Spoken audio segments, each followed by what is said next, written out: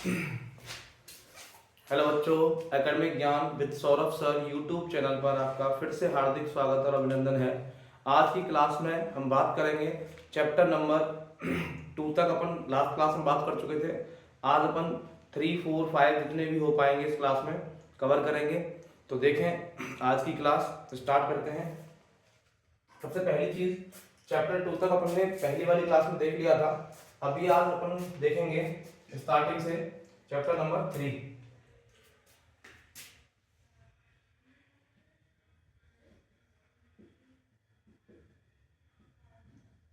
Chapter number 3 जिसका title आपको पता ही होगा, metal and non metal.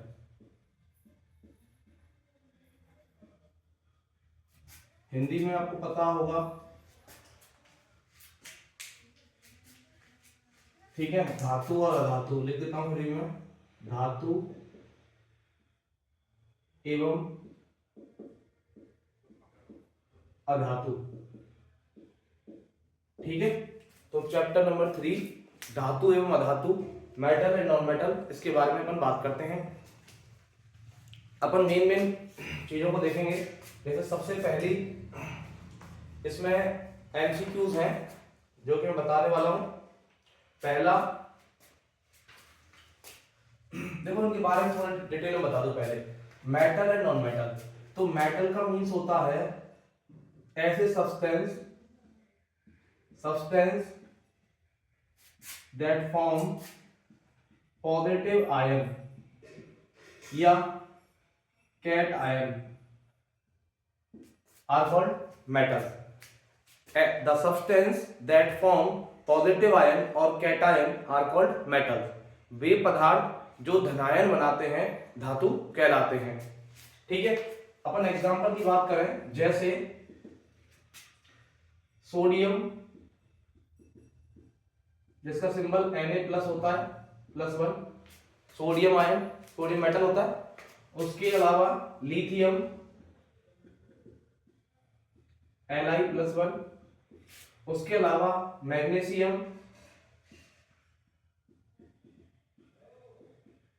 Mg+2।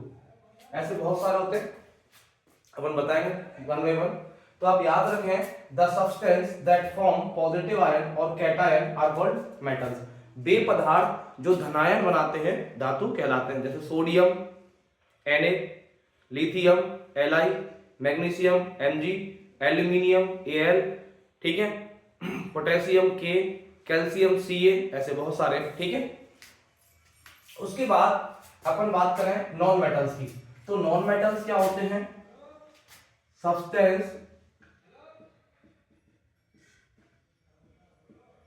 That form minus ion और anion are called non metals. वे पदार्थ जो ऋणायन बनाते हैं अधातु कहलाते हैं। The substance that form minus ion और anion are called non metals. Example की बात करें, ऑक्सीजन O-2, उसके बाद नाइट्रोजन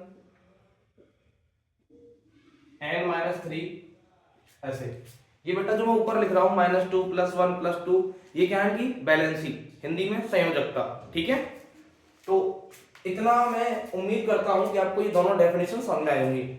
वे पदार्थ जो धनायन बनाते हैं धातु कहलाते हैं, वे पदार्थ जो ऋणायन बनाते हैं अधातु कहलाते हैं। धातु में अपन ने एग्जांपल देखे, sodium, lithium, magnesium, potassium, aluminium. और अधातु में अपन ने एग्जांपल देखे, nitrogen, oxygen, fluorine, chlorine, bromine, iodine, ऐसे, ठीक है। तो अभी इनके बारे में देखो, मेन जो यहां से आगे क्वेश्चन बनते हैं। पहली चीज जो मेटल्स की प्रॉपर्टीज हैं उनको याद रखो, ठीक है। अब मेटल्स की प्रॉपर्टीज में अपन बात करते हैं पहले फिजिकल प्रॉपर्टीज की, भौतिक गुणों की। फिजिकल प्रॉपर्टीज, भौतिक गुण। कौन से गुण? भौतिक गुण। अब फिजिकल प्रॉपर्टी मतलब भौतिक गुणों में सबसे पहली चीज आपको मैं बता दूं, सबसे पहला जो प्रॉपर्टी आता है वो आता है स्टेट। तो मेटल्स जो होते हैं वो सॉलिड होते हैं। कैसे होते हैं? सॉलिड, मतलब ठोस होते हैं। धातुएं ठोस होती हैं, पहली बात। दूसरी बात अपन बात करें स्टेट के बाद, डेंसिटी, हिंदी में घनत्व। तो मेटल्स का डेंसिटी क्या होता है? हाई होता है, मतलब उच्च होता है। ठीक है। उसके बाद तीसरी अपन बात करें डेंसिटी के बाद, थोड़ा आगे बढ़े तो आते हैं ये तीन प्रॉपर्टी, डक्टिलिटी जिसको हिंदी में तन्यता कहते हैं। उसके बाद नंबर 4 मैलेबिलिटी, जिसको अपन कहते हैं मैलेबिलिटी, क्या कहते हैं मैलेबिलिटी को? आघात वर्धनीयता, आघात वर्धनीयता।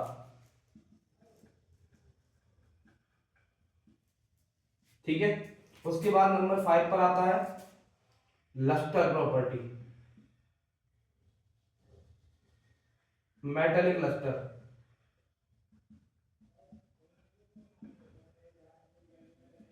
धात्विक चमक। ठीक है। और नंबर 6 पर आता है कंडक्टिविटी, चालकता। ठीक है। तो ये सारी प्रॉपर्टीज मेटल्स के पास होती हैं। धातुओं के पास ठोस अवस्था होती है, धातुओं के पास उच्च घनत्व होता है, धातुओं के पास तन्यता होती है, धातुओं के पास आघात वर्धनीयता होती है, धातुओं के पास धात्विक चमक होती है, धातुओं के पास चालकता होती है, चाहे वो विद्युत की हो चाहे वो ऊष्मा की हो। मतलब physical state of metals is solid, density of metals is high, ductility होता है, malleability, metallic lustre and conductivity. अब इनके बारे में थोड़ा सा समझेंगे आगे। डक्टिलिटी का मीन्स होता है, मैं राइट से लिखता हूं, तन्यता। तन्य वर्ड का मतलब, तन्यता मतलब होता है तार बनने का गुण। तो धातुओं को अपन खींच करके एक लंबा तार बना सकते हैं, वह प्रॉपर्टी तन्यता कही जाती है। मतलब the ability of metal converting into a thin wire, ability of a metal converting into thin wire, एक धातु के पतले तार में बदलने जाने का जो गुण है उसको तन्यता कहते हैं। ठीक है। अब बात करते हैं मैलेबिलिटी। मैलेबिलिटी का मतलब होता है द प्रॉपर्टी और ability of a metal converting into a thin sheet, एक पतली चादर बनने का जो गुण है धातुओं का उसको आघात वर्धनीयता कहते हैं। उसके बाद बात करते हैं conductivity. All metals and sorry all metals are the conductor of heat and electricity, सभी धातुएं विद्युत और ऊष्मा की चालक होती हैं, कोई कम है कोई ज्यादा है। अब इसके बारे में अपन यहां बात करेंगे। ठीक है। तो अभी सॉरी मैं राइट से लिखने वाला था। अभी बात करते हैं डक्टिलिटी। तो डेफिनेशन क्या है? Ability to form thin wire, एक पतला तार बनाए जाने का गुण, पतले तार बनने का गुण जो होता है वो तन्यता कहलाता है। अब इसमें हाई डक्टाइल और हाई मैलेबल जो मेटल्स हैं, सबसे अधिक तन्य और सबसे अधिक आघातवर्ध धातुओं में दो धातुओं का नाम याद रखना आप, चांदी सोना, गोल्ड एंड सिल्वर। और उसके अलावा तीसरा और आता है, इसका नाम है कॉपर। ठीक है, तांबा। तो मैं एग्जांपल बताऊं, इसमें सबसे पहली चीज आती है gold, Au, silver Ag, copper Cu। ठीक है, ये तीन metals most malleable and most ductile होते हैं। अब उसके बाद आघात वर्धनीयता का मतलब क्या है? Ability to form thin sheet, एक पतली चादर बनने का गुण आघात वर्धनीयता कहलाता है। थिन शीट में कन्वर्ट होने का मैलेबिलिटी है और थिन वायर में कन्वर्ट होना डक्टिलिटी है। उसके बाद आगे बात करें metallic lustre, having shiny surface, having shiny surface in pure state या pure form. Metals have shiny surface in its pure form. धातुओं के पास शुद्ध अवस्था में चमकदार सतह होती है, जिसको मेटालिक लस्टर, धात्विक चमक कहा जाता है। ठीक है, तो शाइनी सरफेस होने का जो प्रॉपर्टी है उसको मेटालिक लस्टर कहते हैं। उसके बाद कंडक्टिविटी की बात करें तो all metals have conductivity for heat and electricity. सभी धातुओं के पास विद्युत और ऊष्मा की चालकता होती है, कोई ज्यादा है कोई कम है। अब उसमें यहां बताता हूं मैं आपको कि गुड कंडक्टर की अगर बात करें, गुड कंडक्टर सबसे अच्छे चालक जो होते हैं उनमें बात करेंगे बेटा, सबसे पहले आता है आपका सिल्वर एजी जिसको चांदी कहते हैं हिंदी में, कॉपर जिसको तावा कहते हैं Cu। ठीक है, ये दो गुड कंडक्टर होते हैं। बात करें बैड कंडक्टर की या पुअर कंडक्टर भी कह सकते हो आप, कम चालक। ठीक है, तो उनमें बात करते हैं बेटा lead, PV and mercury, Hg। ठीक है, ये कम चालक होते हैं। तो बैड कंडक्टर्स में लेड, पीवी और मरकरी पारा आता है, और गुड कंडक्टर्स में सिल्वर, चांदी और कॉपर Cu आते हैं। ये बात हुई बेटा फिजिकल प्रॉपर्टीज ऑफ मैटर। अब एक बात आपको बता दूं कि all metals have the 6 properties. State solid होता है, solid state, high density, ductility, malleability, metallic lustre, conductivity. धातु के पास 6 के 6 प्रॉपर्टीज होते हैं। अब कुछ एक्सेप्शन होते हैं जिनके पास ये प्रॉपर्टीज नहीं होती। ठीक है, या इनसे अलग प्रॉपर्टीज होती हैं। तो आप याद रखें कि धातुओं जैसा एक भी गुण अधातुओं में नहीं होता। मतलब मेटल्स में ये 6 प्रॉपर्टीज होती है, नॉन मेटल्स में एक भी प्रॉपर्टी ऐसा नहीं होता, और जिनमें होता है वो एक्सेप्शन में आते हैं, मतलब अपवाद में आते हैं। तो मेन जो क्वेश्चन यहां से बनता है 1 नंबर वाला, वो यहाँ एक्सेप्शन में से बनता है, अपवाद में से। तो आपको अपवाद ज्यादा ध्यान से पढ़ने हैं, तो आप पहले एक बार इसको देख लें कि मेटल्स के पास 6 प्रॉपर्टीज होते हैं, solid state, high density, ductility, malleability, metallic lustre and conductivity. Hindi में ठोस अवस्था, उच्च घनत्व, तन्यता, आघातवर्धनीयता, धात्विक चमक और चालकता। ठीक है, अब इनको मैंने थोड़ा डिफाइन किया है। Ability to form thin wire is called ductility. पतला तार बनने का जो गुण है वो तन्यता।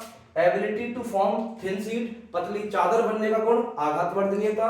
Having shiny surface in pure form, शुद्ध अवस्था में चमकदार सतह होने का गुण धात्विक चमक। और यहां मैंने कंडक्टिविटी में लिखा हुआ है all metals have conductivity for heat and electricity.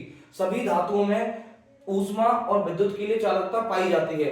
अब गुड कंडक्टर्स में मतलब सुचालक जिनको कहते हैं अच्छे चालक, उनमें सिल्वर, चांदी, कॉपर, तांबा आता है। और बैड कंडक्टर मतलब कम चालक या कुचालक तो नहीं कह सकते, कम चालक। कम चालक जो होते हैं उनमें लेड, पीवी सिंबल होता है इसका, और मरकरी को हिंदी में पारा भी कहते हैं, Hg सिंबल होता है। ठीक है, तो ये था।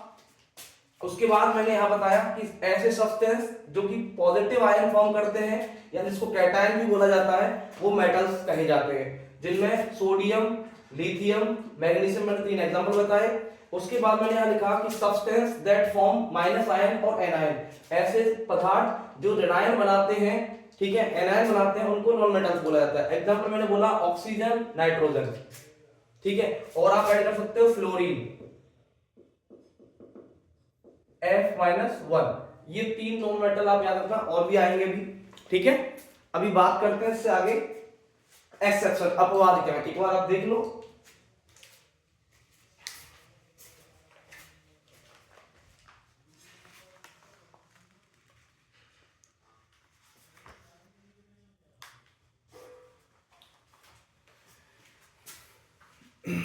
देखो बेटा आगे,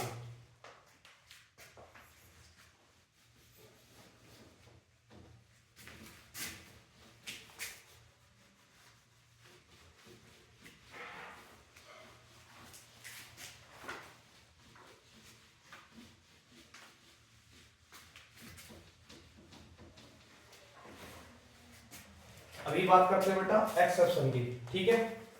अब एक्सेप्शंस में थोड़ा सा ध्यान दें। एक्सेप्शंस मतलब अपवाद। अब अपवाद क्या क्या है बेटा?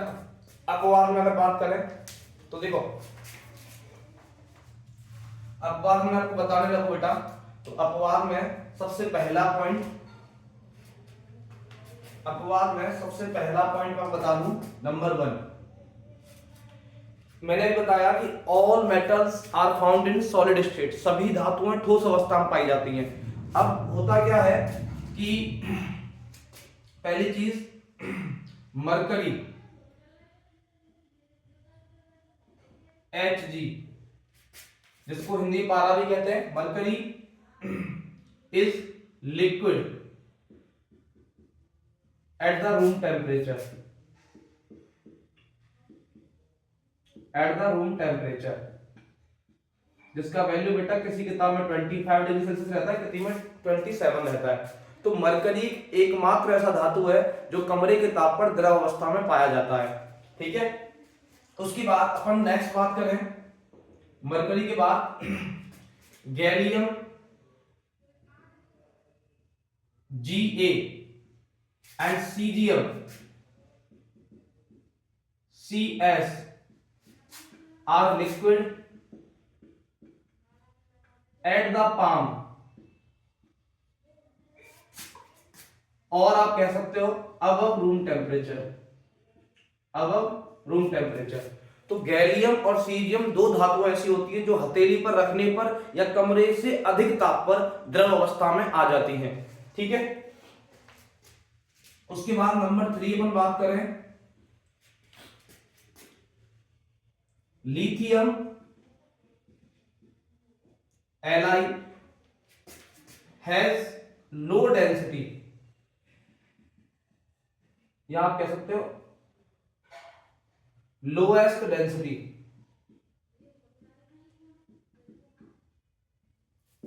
ठीक है। तो लिथियम एकमात्र ऐसा धातु है जिसका सबसे कम घनत्व होता है, जबकि अभी आपने पढ़ा कि मेटल्स है हाई डेंसिटी, धातुओं का घनत्व उच्च होता है, लेकिन लिथियम का कम होता है, सबसे कम होता है, ठीक है।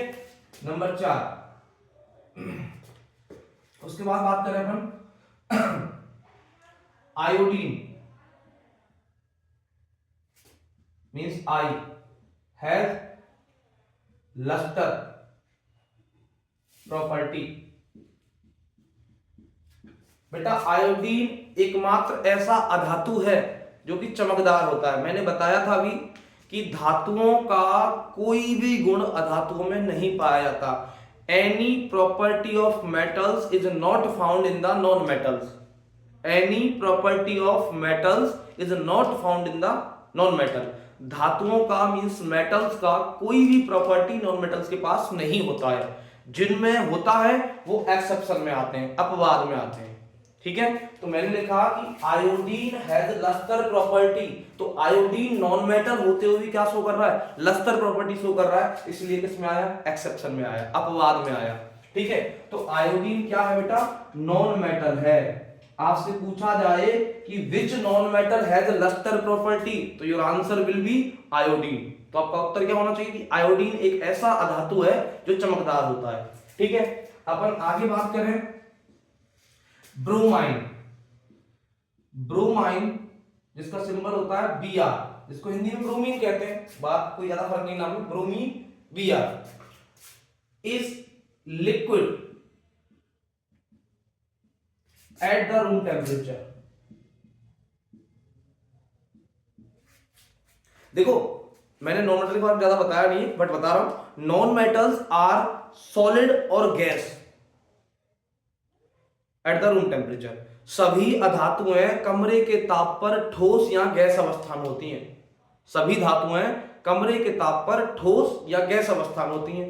बट ये ब्रोमीन क्या है, लिक्विड है, ब्रोमीन द्रव अवस्था में पाया जाता है रूम टेम्परेचर पर, तो ये क्या हो गया, एक्सेप्शन हो गया, अपवाद हो गया। ये सारी चीजें उम्मीद करता हूं सामने आ रहा होगा। 6 पॉइंट आगे अपन पढ़े, कार्बन, कार्बन सी सो +4 वैलेंसी। कार्बन जो होता है उसका +4 वैलेंसी होता है। कार्बन धनायन बनाता है, बट कार्बन क्या है? Non metal. कार्बन क्या है? Non metal. कार्बन क्या है? Non metal. मैंने अभी बोला कि मेटल का कोई भी प्रॉपर्टी नॉन मेटल में नहीं होता। तो अब मैंने डेफिनेशन क्या बोली कि मेटल्स ऐसे सब्सटेंस हैं जो पॉजिटिव आयन और कैटायन फॉर्म करते हैं, बट ये कार्बन क्या है? नॉन मेटल है, बट बना क्या रहा है? +4। तो एक्सेप्शन हो गया। उसके बाद नंबर 7th पॉइंट अपन बात करें तो 7th में आता है बेटा ग्रेफाइट। ग्रेफाइट जो कि कार्बन का ही एलोट्रॉप है, एलोट्रॉप ऑफ कार्बन। आगे चैप्टर 4 में पढ़ाऊंगा अभी, allotrope of carbon. Graphite is a allotrope of carbon that conduct electricity, that conduct electricity. तो ग्रेफाइट एक ऐसा नॉन मेटल है जो विद्युत का चालक होता है, बट है क्या? Non metal. तो मैंने अभी बोला कि मेटल का कोई भी प्रॉपर्टी नॉन मेटल में नहीं होता, तो इसमें है, तो ये एक्सेप्शन हो गया। तो ग्रेफाइट एक ऐसा नॉन मेटल है जो इलेक्ट्रिसिटी कंडक्ट करता है। तो आपसे पूछा जाए name the non metal that conduct electricity, तो आप क्या लिखोगे? कार्बन। कार्बन का फॉर्म है ग्रेफाइट, मतलब कार्बन नहीं लिखना आपको, ग्रेफाइट लिखना है, बट फॉर्म कार्बन का ही है ग्रेफाइट। ठीक है। उसके बाद 8th पॉइंट आप याद रखना, डायमंड, हीरा जिसको कहते हैं हिंदी में, ये भी एलोट्रॉप ऑफ कार्बन है, allotrope of carbon. Hardest natural substance, hardest natural substance.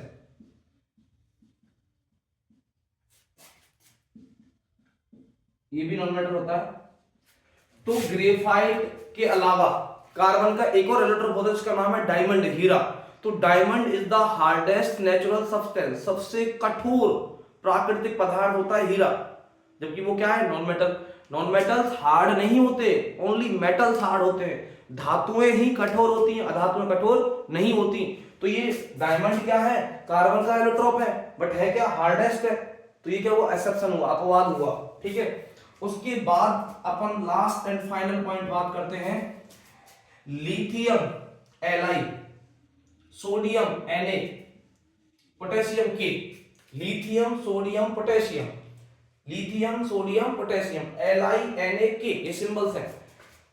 Are very soft, बहुत मुलायम होते हैं, वेरी सॉफ्ट, बट है क्या? मेटल्स है। तो एक्सेप्शन हुआ ना, मेटल्स सॉफ्ट नहीं होते, मेटल्स क्या होते हैं? हार्ड होते हैं, कठोर होते हैं, जबकि ये क्या है? सॉफ्ट, मुलायम है। तो एक्सेप्शन हुआ। So that therefore these can be cut, these can be cut with knife, तो इनको चाकू से काटा जा सकता है।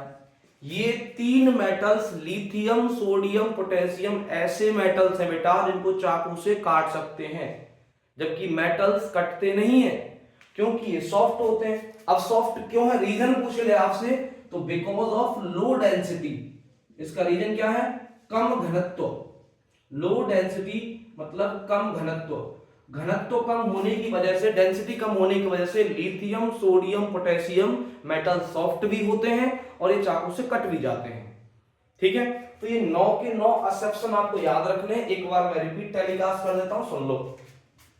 पहली चीज, मरकरी एक ऐसा मेटल है जो कि रूम टेम्परेचर पर लिक्विड होता है। जहां मैंने ब्रैकेट में लिखा नहीं है वो मेटल है, ध्यान रखना, और बाकी नॉन मेटल मैंने ब्रैकेट में लिख रखा है। ओके। मरकरी ऐसा मेटल है जो लिक्विड होता है रूम टेम्परेचर पर। ठीक है। दूसरी बात, गैलियम और सीजियम दो ऐसे मेटल हैं जो कि लिक्विड होते हैं, पाम मतलब हथेली पर रखने पर या फिर अबव द रूम टेम्परेचर, कमरे से अधिक टेम्परेचर पर। ठीक है। लिथियम और लिथियम एक ऐसा मेटल है जिसका डेंसिटी सबसे ज्यादा कम होता है, जबकि मेटल्स का डेंसिटी हाई होता है। ठीक है। आयोडीन ऐसा नॉन मेटल है जो कि लस्टर प्रॉपर्टी दिखाता है, बट है क्या? Non metal. ब्रोमाइन Br एक ऐसा नॉन मेटल है जो कि लिक्विड होता है रूम टेम्परेचर पर, जबकि और नॉन मेटल क्या होते हैं, सॉलिड और गैस होते हैं। ठीक है। नेक्स्ट, कार्बन शो करता है +4 वैलेंसी, बट है क्या, non metal. Diamond allotrope of carbon है जो कि हार्डेस्ट होता है, बट नॉन मेटल क्या होते हैं, हार्ड नहीं होते, तो असप्शन हुआ। ग्रेफाइट एक ऐसा नॉन मेटल है जो कि क्या करता है, इलेक्ट्रिसिटी कंडक्ट करता है, बट है क्या, नॉन मेटल। उसके बाद लिथियम, सोडियम, पोटेशियम, ये ऐसे मेटल हैं जो कि सॉफ्ट होते हैं और ये कट करे जा सकते हैं चाकू से, क्योंकि डेंसिटी कम होता है। ठीक है, उम्मीद करता हूं आपको समझ में आया होगा। एक बार एक्सेप्शन ढंग से देख लें, स्क्रीनशॉट ले लें, काम आएगा।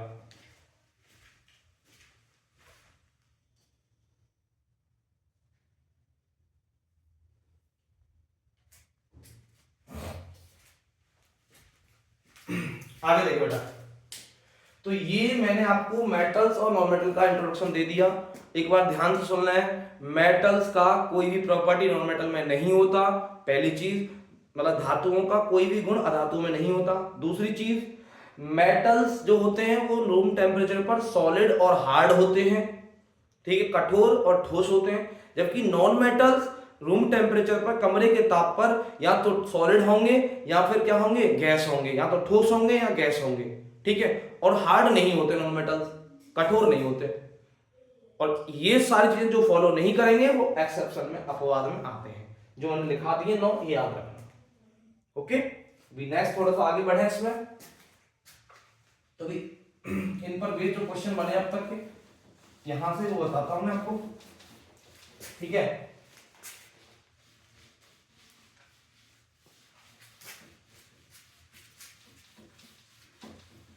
देखें अभी थोड़ा सा क्वेश्चन ले ले, थोड़ा सा कितने हैं क्वेश्चन देखो। यहां क्वेश्चन है पहला, which which non metal conduct electricity, कौन सा अधातु है,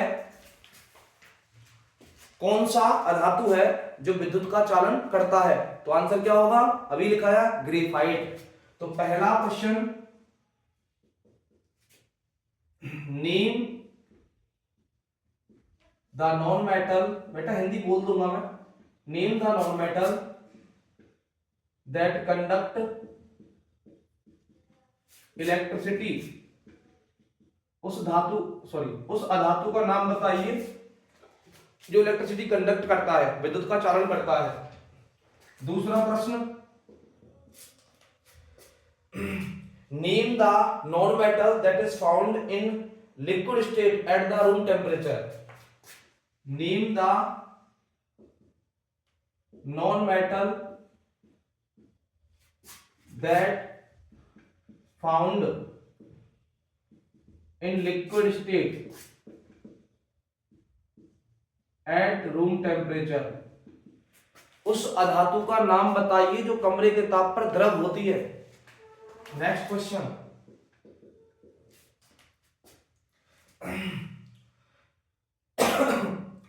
विच alloy is use for the welding of electric wires, विद्युत तारों की वेल्डिंग करने में कौन सा मिश्र धातु प्रयोग किया जाता है। नेम द अलॉय, ये बेटा अभी बताया नहीं मैंने, ठीक है, नेम अभी बताऊंगा। Name the alloy that is used in welding of wires, उस मिश्र धातु का नाम बताइए जो तारों की वेल्डिंग में प्रयोग किया जाता है। ठीक है, बताऊंगा अलॉय क्या होता है, मिश्र धातु क्या होता है। नंबर 4, पीतल एक मिश्र धातु है, ब्रास इज अलॉय ऑफ, पीतल किसकी मिश्र धातु, किन धातुओं की है ना, वो बताना है। Number 5, ionic compounds are soluble in, मतलब आयोनिक यौगिक किसमें घुलनशील होते हैं, बताओ मैं बेटा, ये भी आया नहीं है। आयोनिक कंपाउंड्स, अभी क्वेश्चन लिखा रहा हूं, आंसर दूंगा, टेंशन ना लो। Ionic compounds are soluble in which solvent, आयनिक यौगिक किसमें घुलनशील होते हैं। सॉल्यूबल का मतलब होता है घुलनशील, ये बात याद रखना। Number 6, name the non metal that is lustre, name the lustrous non metal, lustrous non metal, उस अधातु का नाम बताएं जो चमकदार होती है। नंबर 7 है an element is very soft that can be cut with the knife and react very fastly with the cold water, ठीक है। a metal cube is very soft can be cut with knife, can be cut with knife, react very fast with H2O, ठीक है। Name that, उसका नाम बताएं, ठीक है। Last and final question, 8वां प्रश्न। इसका आंसर हिंदी है कि एक धातु क्यू जो बहुत मुलायम है, चाकू से काटा जा सकता है, पानी से बहुत तेज अवक्रिया करता है, तो उसका नाम बताएं, ठीक है। अब 8वां प्रश्न है the food cans are coated with tin except then zinc, मतलब जो खाद्य डिब्बे होते हैं वो जिंक की बजाय टिन से क्यों लेपित किए जाते हैं, ठीक है। Food cans are coated with tin, मतलब SN, not the zinc, not with zinc, not with zinc, what, क्यों। तो ये सारे प्रश्नों के जवाब देते हैं बेटा पहले।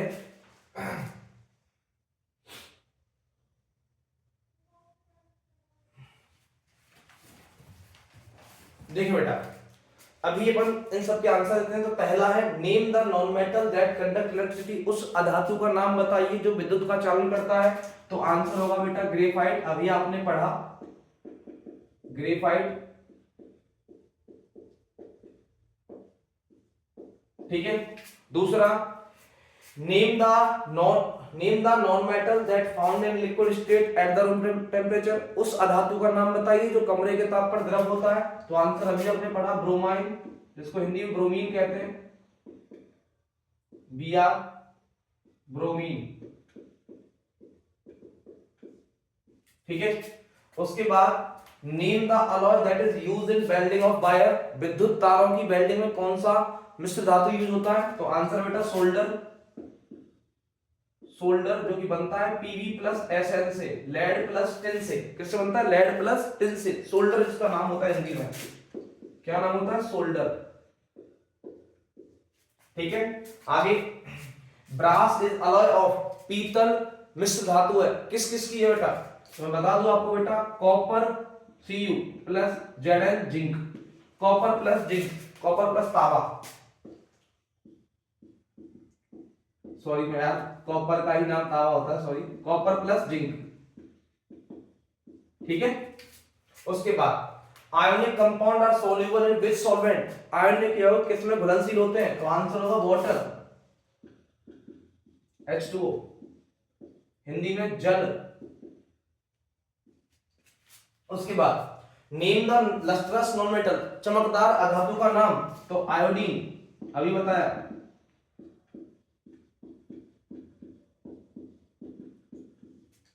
ठीक है। उसके बाद a metal Q is very soft can be cut with knife, एक ऐसा अधातु जो मुलायम है और चाकू से कट सकता है और जल से बहुत तेज अभिक्रिया करता है। तो बेटा मैंने 3 सॉफ्ट मेटल्स बताए, लिथियम, सोडियम, पोटेशियम, ठीक है। और दो मेटल हैं जो पानी से अधिक क्रिया करते हैं, वो है सोडियम और पोटेशियम। अब ये सारे ये एमसीक्यू बन के आएगा, तो आप देख लेना क्या है, मैं दोनों आंसर लिख रहा हूं, सोडियम Na, पोटेशियम K। इसका नाम क्या है, सोडियम,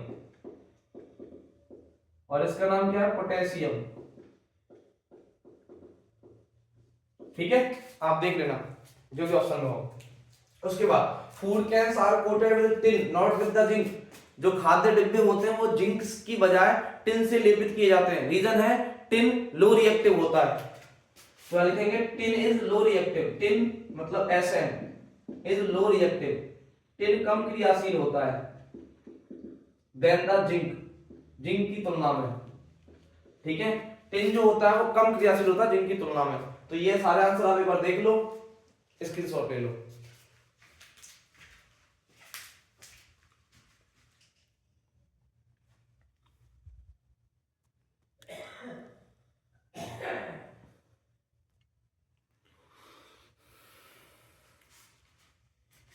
उम्मीद करता हूं बेटा यहां तक आपको क्लियर समझ में आया होगा। ठीक है, आगे अपन इसमें बात करेंगे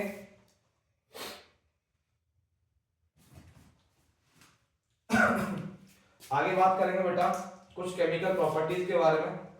ठीक है, दिख रहा होगा शायद, केमिकल प्रॉपर्टीज, हिंदी में रासायनिक गुण, इनके बारे में पढ़ते हैं बेटा। तो देखो पहला गुण मैं आपको बताऊं कि कोई भी मेटल अगर ऑक्सीजन से रिएक्शन करता है तो मेटल ऑक्साइड बनाता है। कोई भी धातु अगर ऑक्सीजन से क्रिया करती है तो धातु ऑक्साइड बनाती है। और मेटल ऑक्साइड बेसिक नेचर के होते हैं, धातु ऑक्साइड क्षारीय प्रकृति के होते हैं, मतलब बेस की तरह बिहेव करते हैं।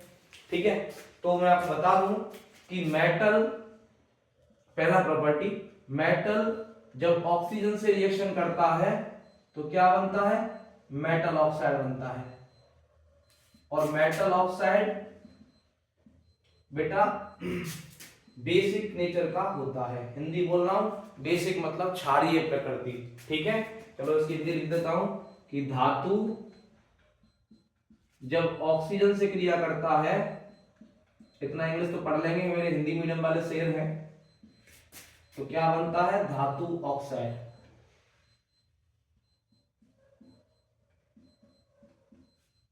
ठीक है, तो जब मेटल ऑक्सीजन से रिएक्ट करता है तो मेटल ऑक्साइड बनता है जो बेसिक नेचर का होता है। ठीक है, अब इसका एक इक्वेशन आपको समझाओ बेटा।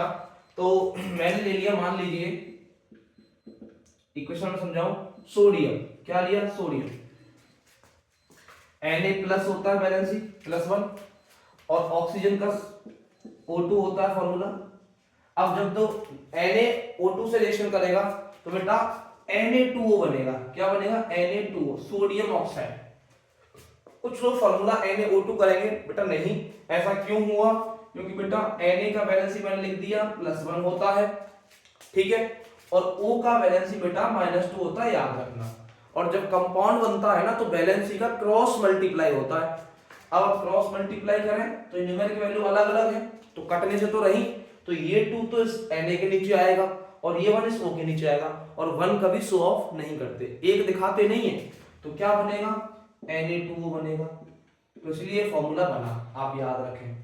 ठीक है, तो सोडियम मेटल जब ऑक्सीजन से रिएक्ट करता है, क्रिया करता है, तो सोडियम ऑक्साइड Na2O बनता है। तो कोई भी मेटल हो बेटा, वो ऑक्सीजन से जब भी रिएक्शन करेगा तो मेटल ऑक्साइड फॉर्म करेगा। और मेटल ऑक्साइड बेसिक नेचर के होते हैं, मतलब क्षारीय प्रकृति के होते हैं। ठीक है, दूसरी प्रॉपर्टी अगर बेटा अपन बात करें तो दूसरी प्रॉपर्टी में आपको याद रखना है, कोई भी मेटल ऑक्साइड, कोई भी मेटल ऑक्साइड जब एसिड से रिएक्ट करता है, कोई भी मेटल ऑक्साइड और एसिड से रिएक्ट करे, और मेटल ऑक्साइड बता चुका बेटा, धातु ऑक्साइड होते हैं वो क्षारीय प्रकृति के होते हैं, मतलब बेसिक नेचर के होते हैं, और एसिड से मैं रिएक्शन करा रहा हूं तो क्या बनेगा, सॉल्ट एंड वाटर।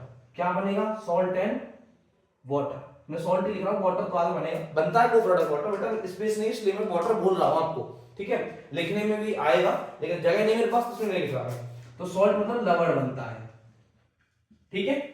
जब भी मेटल ऑक्साइड मतलब धातु ऑक्साइड एसिड से रिएक्ट करेगा तो सॉल्ट और वाटर फॉर्म होगा, लवण और जल बनेगा।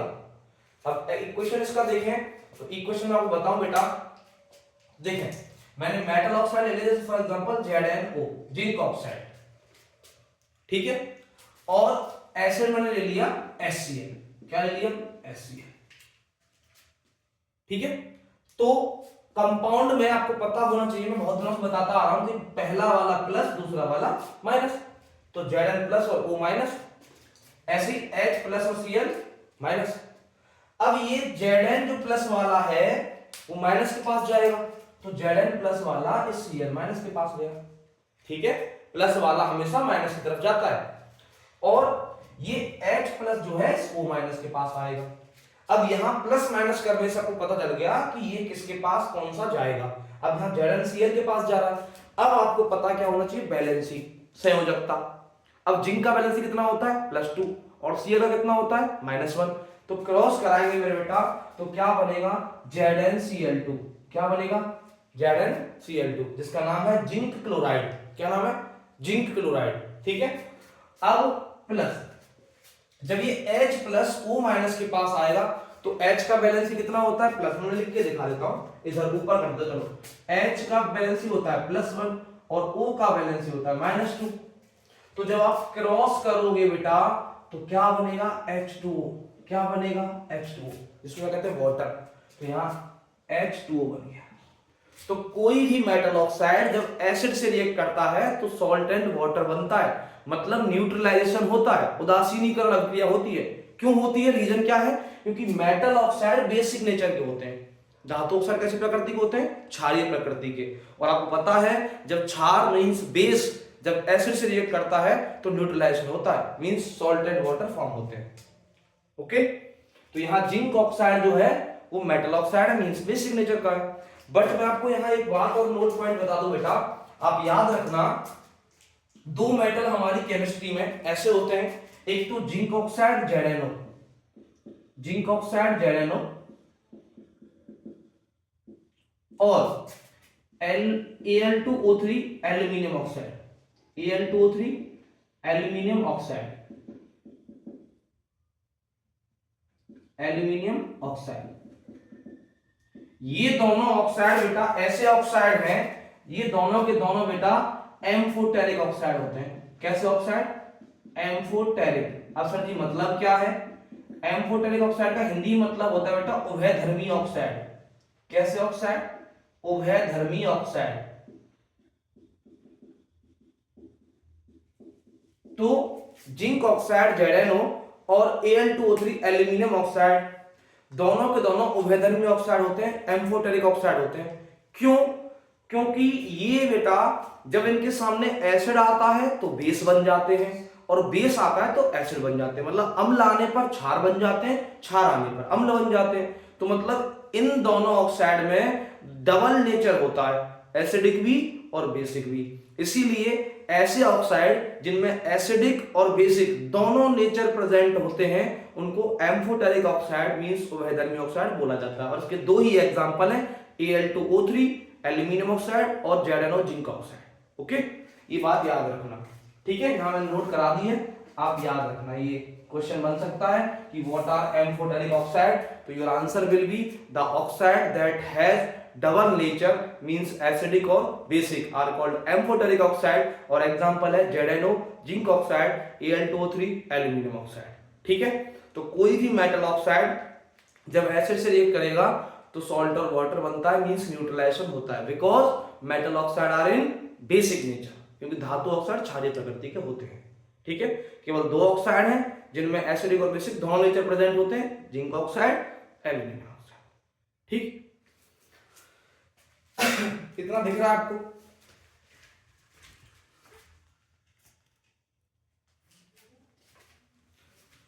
आगे बेटा अपन बढ़े, ठीक है।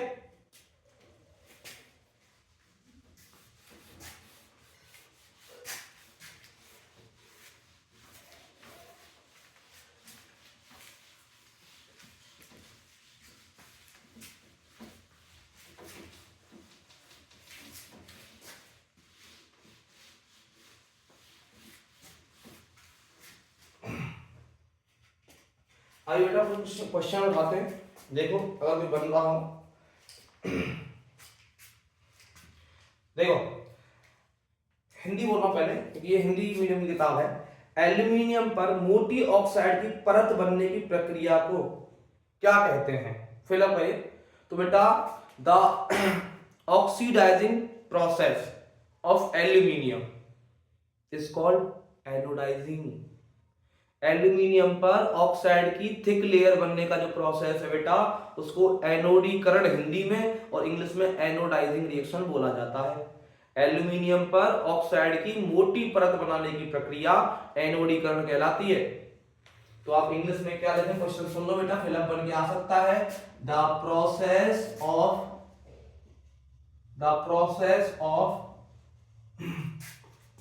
Forming thick oxide layer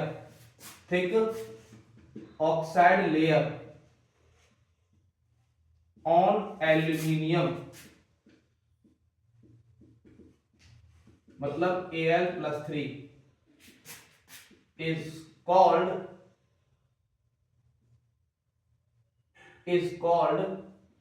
anodizing reaction, is called anodizing reaction, मतलब एनोडीकरण अभिक्रिया कहलाती है। एल्यूमिनियम पर ऑक्साइड की मोटी परत बनने की प्रक्रिया एनोडीकरण अभिक्रिया कहलाती है। ठीक है, तो ये याद रखना है ना। दूसरी चीज यहां इसके साथ एक बात और बता दो बेटा कि जब भी एल्यूमिनियम पर ऑक्साइड का थिक लेयर फॉर्म किया जाता है तो वो हमेशा बेटा इलेक्ट्रिक करंट की प्रेजेंस में होता है। मतलब आप कहने का क्या समझे कि एनोडाइजिंग रिएक्शन हिंदी में एनोडीकरण अभिक्रिया विद्युत धारा मींस इलेक्ट्रिक करंट की प्रेजेंस में होती है। ठीक है, तो ये बात याद रखना बेटा कि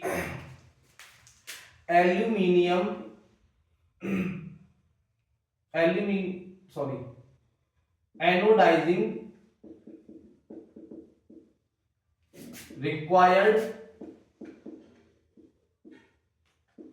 presence of electricity। तो एनोडीकरण अभिक्रिया में बेटा इलेक्ट्रिक करंट का उपस्थिति जरूरी है, प्रेजेंस होना जरूरी है। ठीक है, अब आगे बढ़े। दूसरा, ये एनोडाइजिंग अभी डिस्कस करेंगे, थोड़ा सा टेंशन ना लो। दूसरा, खाली जगह कमरे के ताप पर द्रव रूप में होता है। कौन सा धातु है जो द्रव होता है? आंसर होगा मरकरी। ठीक है, उसके बाद ऑक्सीजन के साथ संयुक्त होकर धातुएं बनाती हैं। जब मेटल ऑक्सीजन से कंबाइन होते हैं तो क्या बनता है? Metal oxide. Metal react with oxygen to form metal oxide. तो जब धातुएं ऑक्सीजन से क्रिया करती हैं तो धातु ऑक्साइड बनते हैं। अभी देखा आपने। आगे, द एलिमेंट और compound that are found on the earth crust naturally, वे तत्व और यौगिक जो पृथ्वी की सतह पर प्राकृतिक रूप से पाए जाते हैं क्या कहलाते हैं? मिनरल्स। ठीक है, क्या है? द मेटलिक कंपाउंड या the metal compounds that are found on earth crust are called minerals। Hindi में बेटा खनिज क्या कहते हैं? खनिज। तो वे धातु यौगिक या यौगिक बोल दो सकते हो, वे यौगिक जो पृथ्वी की सतह पर, ऊपरी सतह पर प्राकृतिक रूप में पाए जाते हैं खनिज कहलाते हैं। The compound that are found on the earth crust are called mineral. ठीक है, उसके बाद अगला है the reaction that is used to join the cracks of rail lines और क्रैक्स ऑफ मशीनरी पार्ट्स। तो मशीनों के पुर्जे और रेल की लाइनों की दरारों को जोड़ने के लिए कौन सी अभिक्रिया का प्रयोग किया जाता है? आपको याद होना चाहिए, थर्मिट अभिक्रिया। कौन सी अभिक्रिया? Thermite means thermite reaction. तो आप याद रखना, बढ़िया है, बढ़िया क्वेश्चन है। टू जॉइन, जोड़ने के लिए, to join the railway lines और क्रैक्स ऑफ मशीन्स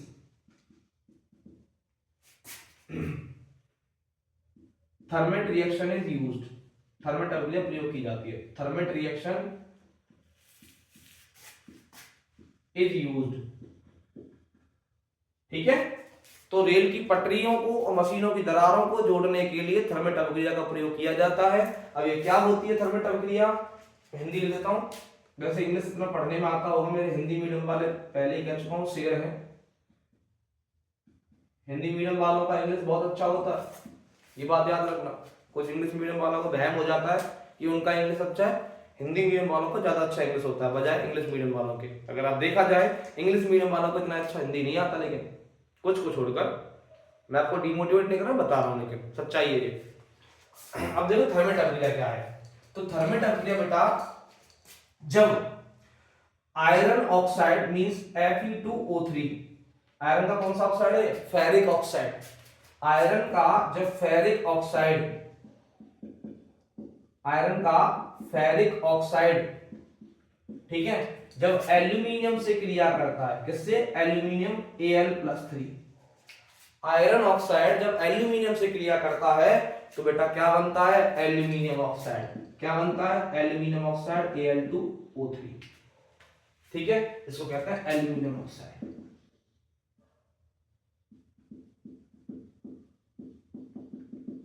ठीक है, और जो Fe है वो निकल जाता है, Fe+3। और ये बेटा मोल्टन फॉर्म में होता है।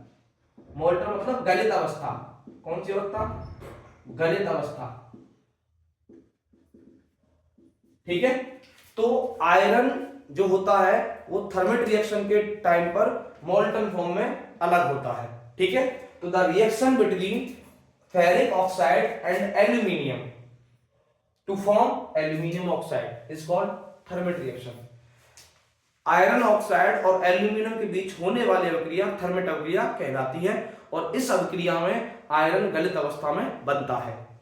The reaction between iron oxide and aluminium is called thermite reaction, and in this reaction iron is formed in the molten form और मोल्टन स्टेट। ठीक है, ये बात याद रखना। और this reaction is used to join railway lines cracks and machines cracks. मशीनों में जो दरार आती है उनको जोड़ने के लिए और रेल पटरियों को जोड़ने के लिए थर्मेट अभिक्रिया प्रयोग की जाती है। ओके, अभी नेक्स्ट अपन बात करें, यहां लिखा हुआ है सोडियम, मैग्नीशियम, एल्यूमिनियम धातुएं खाली जगह से अधिक क्रियाशील होती हैं। तो sodium Na, magnesium Mg, aluminium Al are reactive more than. अब आपको रिएक्टिविटी सीधी याद रखो। काशीनाथ का माली आलू जरा फीके पकाता है, कौन है जी आगे आओ। तो काशीनाथ का माली आलू जरा फीके पकाता है, कौन है जी आगे आओ से अधिक, ये किससे अधिक क्रियाशील है? तो इनसे नीचे उससे अधिक क्रियाशील है। तो देखो सोडियम, ठीक है, काशी मतलब पोटेशियम, नाथ मतलब सोडियम, सॉरी काशी मतलब माली मतलब मैग्नीशियम, और मांगे आलू मतलब एल्यूमिनियम। तो ये आलू से नीचे क्या आता है? काशीनाथ का माली आलू जरा, तो क्या है? जिंक। तो ये तीनों मेटल जो मैंने बोले अभी, पोटेशियम, सोडियम और एल्यूमिनियम और मैग्नीशियम, चार बोल दिए मैंने, वैसे इसमें तीन है, सोडियम, मैग्नीशियम, एल्यूमिनियम। तो ये किससे ज्यादा रिएक्टिव है? जिंक से। किससे ज्यादा रिएक्टिव है? जिंक से। ठीक है, और कार्बन से भी अधिक रिएक्टिव है। तो आप याद रखना, ये वाला ब्लैक से लिखता हूं,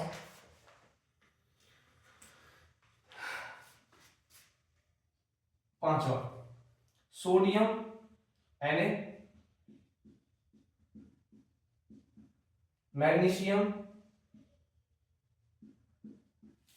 Mg, aluminium Al are more reactive than carbon. एक तो कार्बन सी से भी अधिक रिएक्टिव है बेटा, ये बात ध्यान रखना। और उसके अलावा इनसे नीचे एल्यूमिनियम, मैग्नीशियम और सोडियम, इनसे नीचे जितने भी मेटल आते हैं नीचे रिएक्टिविटी सीरीज में, उन सबसे अधिक क्रियाशील है। तो ये ऑप्शन पर डिपेंड करता है। और वैसे कार्बन नॉन मेटल है तो इससे तो अधिक क्रियाशील है ही। सारे मेटल जितने भी नॉन मेटल है उनसे अधिक क्रियाशील होते हैं, ध्यान रखना, सिवाय फ्लोरीन के, वो अलग चीज है। लेकिन यहाँ एल्यूमिनियम, मैग्नीशियम और सोडियम से कम क्रियाशील तो जितनी भी धातुएं इनसे नीचे आती है ना रिएक्टिविटी सीरीज, वो सारी हैं।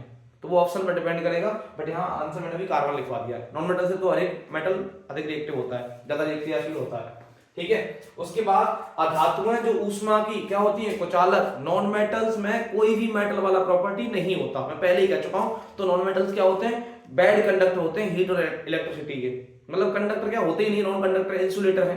तो ये बात आप विस्तार ला के लिख लो कि non metals are insulator. Insulator का मतलब होता है बेटा, नॉन कंडक्टर भी कह सकते हो आप, नॉन कंडक्टर मतलब हिंदी में कुचालक। तो अधातुएं क्या होती हैं, विद्युत और ऊष्मा की कुचालक होती है, ठीक है। तो आज के लिए इस क्लास में इतना ही। और एक बात और बता दूं जाते जाते कि गोल्ड Au और सिल्वर, गोल्ड और प्लेटिनम Pt आर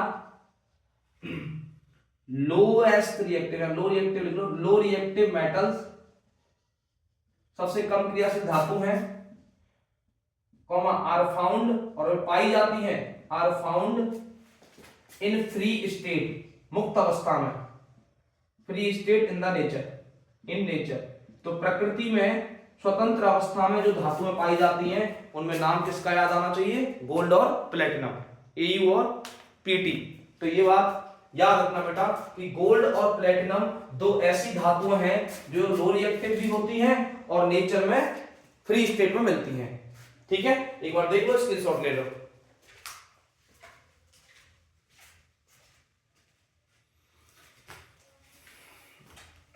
तो उम्मीद करता हूं आज जितना इस क्लास में पढ़ाया उतना समझ में आया होगा। देखो मैं कमिटमेंट तो ज्यादा कर लेता हूं कि मैंने अभी बोला था स्टार्टिंग में क्लास जो शुरू करी थी कि जितना 3, 4, 5 चैप्टर तक जितने हो जाएंगे उतने करेंगे। लेकिन आज 3rd चैप्टर ही आधा सा हो पाया, कल पूरा करेंगे ये भी, और आगे भी कोशिश करेंगे ज्यादा से ज्यादा पढ़ाएं आपको, ठीक है। पर आप कंटिन्यूटी में क्लास देखते रहें, ठीक है, चैनल से जुड़े रहें। जितना आप चैनल से जुड़े रहेंगे आपको पेपर टाइम तक, खासकर देखो सीबीएसई वालों में पेपर जल्दी है, फरवरी में ही है, लेकिन आरबीएसई वालों के पेपर अभी मार्च में 6 मार्च से स्टार्ट होंगे। तो आरबीएसई वालों के पास काफी ज्यादा टाइम है। सीबीएसई वाले भाइयों आपसे निवेदन है कि जितना आपको यहाँ से हेल्प मिल रहा है उतना ले बेटा, वरना आप पहले से तो पढ़ ही रहे होंगे, लेकिन फिर भी आरबीएसई वालों के पास काफी टाइम है। तो आप डेली का डेली क्लास अटेंड करते रहें और आपको इस जो क्लास में यहाँ क्वेश्चन जो करा रहा हूँ उससे बाहर पेपर में कुछ नहीं आएगा, चिंता ना करें, बस आप रेगुलरिटी से पढ़ते रहें। तो इसी के साथ जय हिंद, जय भारत, शुभ रात्रि, मिलते हैं अगली क्लास में, ठीक है।